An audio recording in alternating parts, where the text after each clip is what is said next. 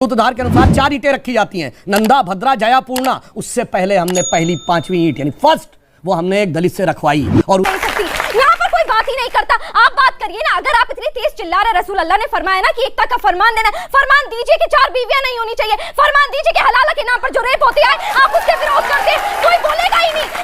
देखिए, इस देश में मुसलमानों के साथ क्या हो रहा है ये तो इस चीज से एविडेंट है कि 500 साल की लड़ाई लड़ने के बाद मंदिर बनने का डिसीजन हुआ है, लेकिन वो हिंदू इतना। तो चलिए शुरू करते हैं कि बीजेपी के कुछ मेंबरों के पास जो है वो पासपोर्ट रखे हुए पाकिस्तान के देखिए, इस देश में मुसलमानों के साथ क्या हो रहा है ये तो इस चीज से एविडेंट है कि 500 साल की लड़ाई लड़ने के बाद मंदिर बनने का डिसीजन हुआ है, लेकिन वो हिंदू इतना सहिष्णु है कि वो खुल के जश्न भी नहीं मना रहा है कि आपको बुरा ना लगे। और आप एक सेकंड मुझे बोलने दीजिए प्लीज। अरे इन्हें प्लीज बोलने दीजिए। क्या तरीका है?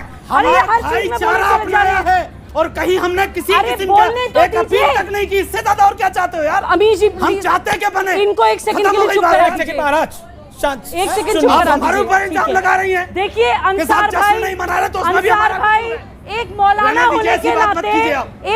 होने के नाते मुझे आपसे ये उम्मीद थी कि जब मस्जिद में औरतों की एंट्री के ऊपर सवाल उठेगा तो आप शायद कुरान की और ऑथेंटिक हदीस की और प्रॉफिट की लाइफ के एग्जाम्पल्स देके एक इस्लाम का प्रोग्रेसिव फेस दिखाएंगे। नहीं दे सकता कि हाँ नहीं, महिलाओं को अलाउड है। आप राम मंदिर ले आए, आप कश्मीर ले आए, आप पता नहीं क्या क्या ले आए, आप सबरीमाला ले आए। ये एक साइकोलॉजी का प्रिंसिपल है कि जब आप लॉजिकली किसी को जवाब नहीं दे सके तो आप डिफ्लेक्ट करना स्टार्ट कर देते हैं। ये डिफ्लेक्शन कर रहे हैं। पहली बात तो मैं अंसार भाई की बात से बिल्कुल इत्तेफाक नहीं रखती। यहाँ पर मुसलमान निगहत अब्बास हो, सुबूही खान हो, चाहे जितने पैनलिस्ट हो, बडंके की चोट पे सर उठाकर निकलते हैं और कोई भी हमारा विरोध नहीं करता। हमारे समर्थन में पूरा देश खड़ा है। जहां पर 2.7 एकड़ की जमीन मिलती थी, 5 एकड़ की जमीन हमें मुसलमानों को देश के संविधान ने दी है, सुप्रीम कोर्ट ने दी है, और इससे बड़ी एकता की बात कोई हो नहीं सकती। यहाँ पर कोई बात ही नहीं करता। आप बात करिए ना, अगर आप इतनी तेज चिल्ला रहे, रसूल अल्लाह ने फरमाया ना कि एकता का फरमान देना, फरमान दीजिए कि 4 बीवियां नहीं होनी चाहिए, फरमान दीजिए कि हलाला के नाम पर जो रेप होती है आप उसके विरोध करते हैं, कोई बोलेगा ही नहीं। अंसार रजा कुछ बोले दीजिए। हिंदू बेटी का रेप हो जाता है, वो गलत है। इंसाफ चाहने के लिए सुनिएगा, सुनने की हिम्मत नहीं है, सुनने की हिम्मत नहीं। शोर जवाई रुकिए, शांत बैठिए। हाजी खान शांत बैठिए। बात गलत बात। मुझे 20 सेकंड चाहिए। आपको 20 सेकंड चाहिए, ले लीजिए। फिर अंसार प्लीज, मैं डायरेक्ट सवाल का जवाब दूंगी। प्लीज, यूपी में 2 हिंदू बहनों का हमारा जो है वो हिंदुओं का नहीं, रेप होता है। हिंदू मुसलमान नहीं होता रेप के अंदर, पूरी मीडिया रेप होता है। सुनिए, और वो हिंदू महिला का शर्म आने की बात कहते हैं। इंसाफ पाने के लिए अपना पूरा परिवार खो देती है, लेकिन किसी को शर्म नहीं आता। एक का जो है उसके साथ दुष्कर्म होता है, कांग्रेस डाल दिया जाता है। जो आरोपी है वो हॉस्पिटल में आराम से जो है आराम फरमा रहा है। कमाल का ये है आपका, ये अंसार रजा एक अफसोस की बात है, आपको इसके ऊपर बोलना चाहिए। सबसे वरिष्ठ है, खास तौर पर इस पैनल के अंदर मैं आपसे जानना चाहता हूँ, ये बोला गया हिंदुओं का जब रेप होता है, हिंदू मुसलमान सिख ईसाई रेप में हम धर्म ढूंढेंगे। अगर हम रेप में धर्म ढूंढेंगे तो कहाँ शक्ल दिखाएंगे अपनी जाकर? रेप होता है चाहे किसी के साथ, रेप में भी धर्म होता है। याद करिए इमराना का, ये चिन्मयानंद से पूछिए ना। बलात्कार होता है, चाहे जिसके साथ हो वो बलात्कार होता है। करेक्ट, ये रुकनी चाहिए हमारे मुल्क में। वो सबकी बहन बेटियां हैं। आज हमें इस बात का पर गौर करना चाहिए।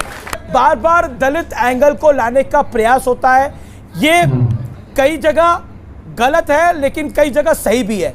क्या आपको लगता है कि कहीं ना कहीं उस मानसिकता को भी खत्म होना बड़ा जरूरी है? देखिए, जो आपने बात कही, मैं बताना चाहता हूं कि जब श्री राम जन्मभूमि का शिलान्यास हुआ नवंबर 89 में, तो हमारे शास्त्रों के अनुसार वो जो धर्मशास्त्र बताता है कि कैसे शिलान्यास होना चाहिए, उसको कहते हैं समरांगण सूत्रधार। समरांगण सूत्रधार के अनुसार 4 ईंटें रखी जाती हैं, नंदा, भद्रा, जया, पूर्णा। उससे पहले हमने पहली 5वीं ईंट यानी फर्स्ट वो हमने एक दलित से रखवाई, और उसके बाद ये अब आप हमको भाषण दे रहे हैं, तो शायद आपको उस हकीकत को नहीं। एक उदाहरण, जब कोर्ट ने बोला तो एक और बात कही कि पारसी महिलाओं पे भी बात करेंगे। इससे एक चीज याद करिए, दुनिया में कोई देश है जहां पारसी बचे हैं?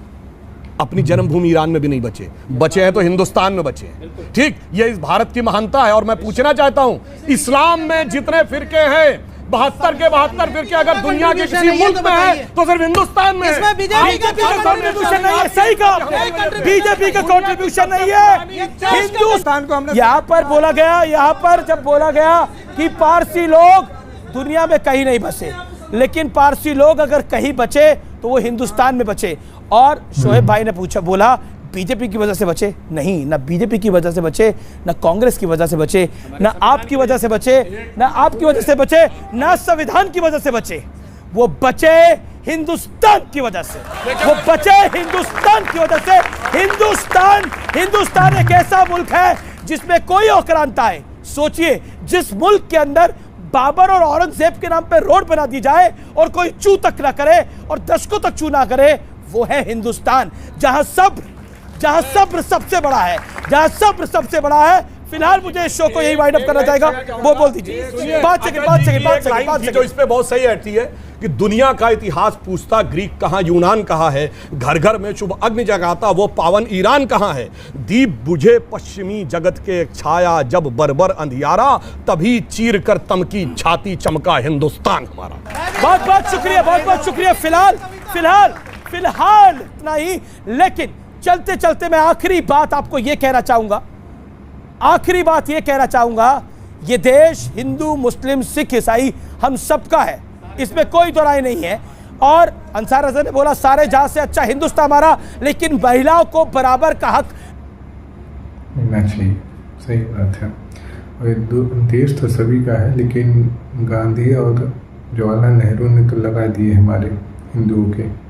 उसने देश धर्म के नाम पे अलग कर दिया। मतलब एक ही देश में टुकड़े भी किए और जो उधर जा रहे थे उनको आधा इधर भी छोड़ दिया। मतलब इधर का भी हिस्सा दिया, उधर का भी हिस्सा दिया। अब जितने पाकिस्तान में हो उससे ज़्यादा इस टाइम हिंदुस्तान में है।